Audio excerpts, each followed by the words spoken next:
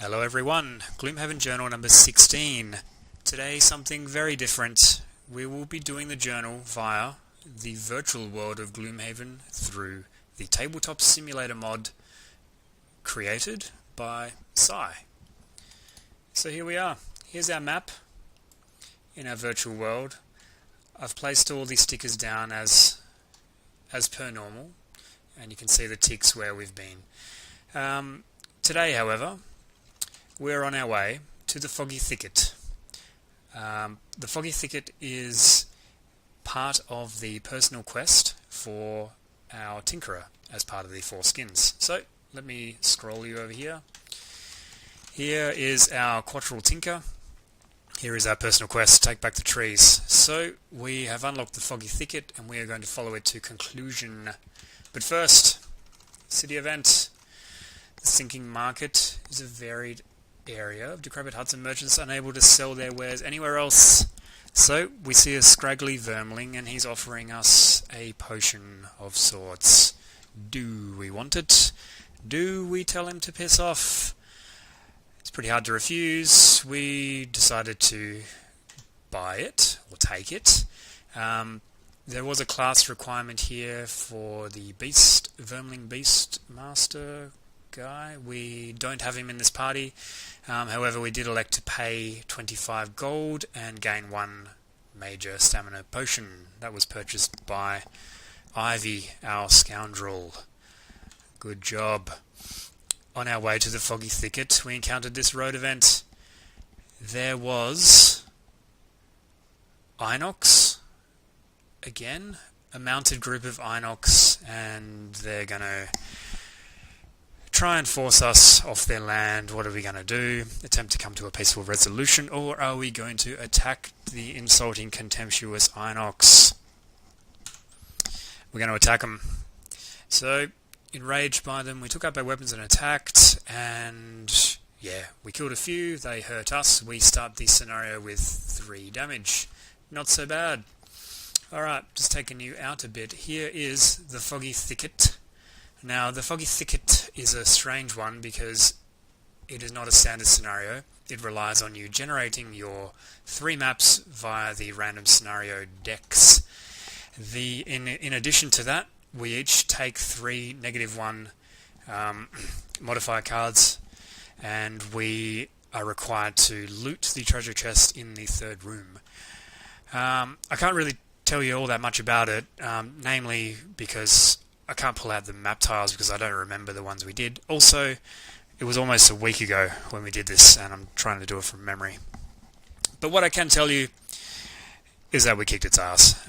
We did try this previously, and we failed on difficulty 4. We turned it down to the default difficulty 3, and we were successful. Hooray! The rewards were 10 collective gold, which is split amongst the party, and that unlocked the next part of this, which is the Bandit's Wood. I'll just turn the page, and here we are at the Bandit's Wood. Before we did that, however, we did go back to Gloomhaven, so we'll do another city event. What was this? Sun is out and we're strolling along the silent bridge until we see 2 demons attacking a man. So did we want to... Oh, what did he do? He spat on... The human spat on the demon. No, yeah, this human spat on the demon. How rude. So we're like, fuck you, man. The demons are part of our town. So we decided to intervene on the man. No, we kept walking.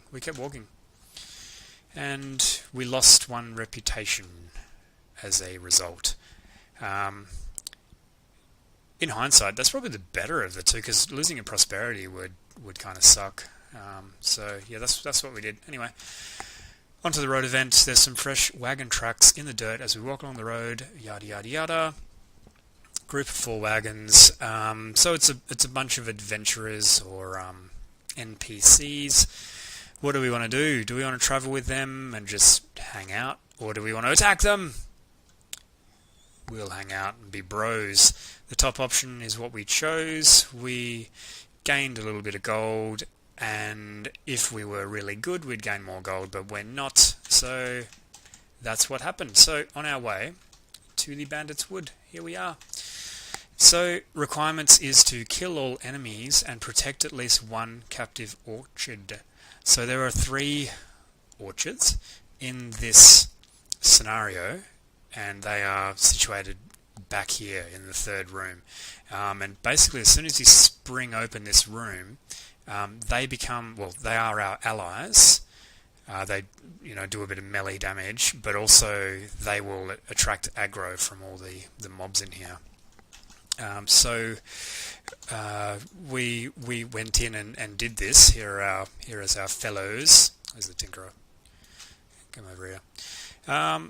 So this was reasonably straightforward. We've got some archers and wolves, and then some rending drakes in the next rooms. We busted into the last room. Things got a tiny bit dicey in here. We had some people doing stuff, and how did it end up? So these 3 orchard guys, they kind of went a bit berserk. They were, instead of protecting their own lives, they were like running in and smashing up these guys with with much abandon. But in the end, we were able to kind of separate them from the bandits, and then kill them off safely. And we were able to loot the chest as well, which I can't remember what the reward was, and I'll probably show you later if I remember. But more importantly, we were successful, and we got to open a new class, and I will show you the new class right now. So let's just zoom up. Got our boxes here. These are the 4 skins, and here's our new class. It is the Doomstalker. He is an Orchard Doomstalker. So what's his deal? Basically, okay, so he's a ranger slash sort of debuffer, like a cursor.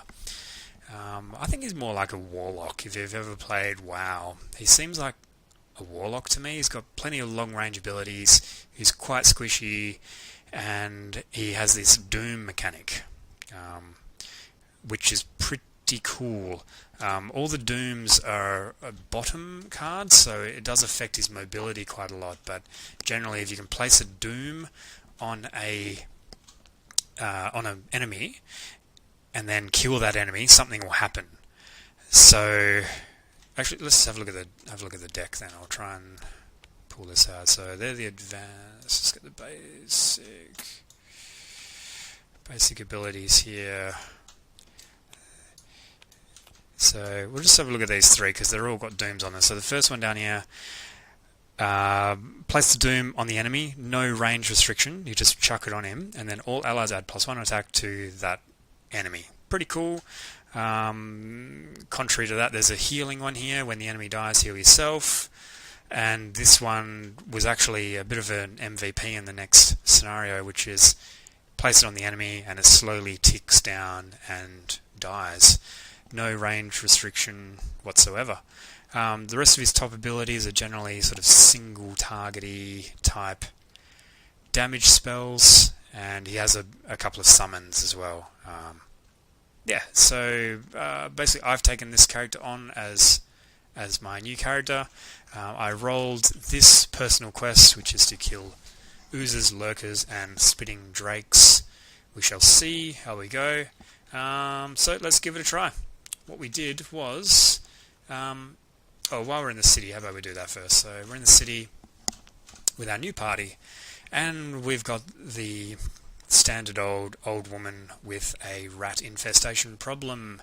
We agreed to help, and we gained 2 gold as per standard RPG rules.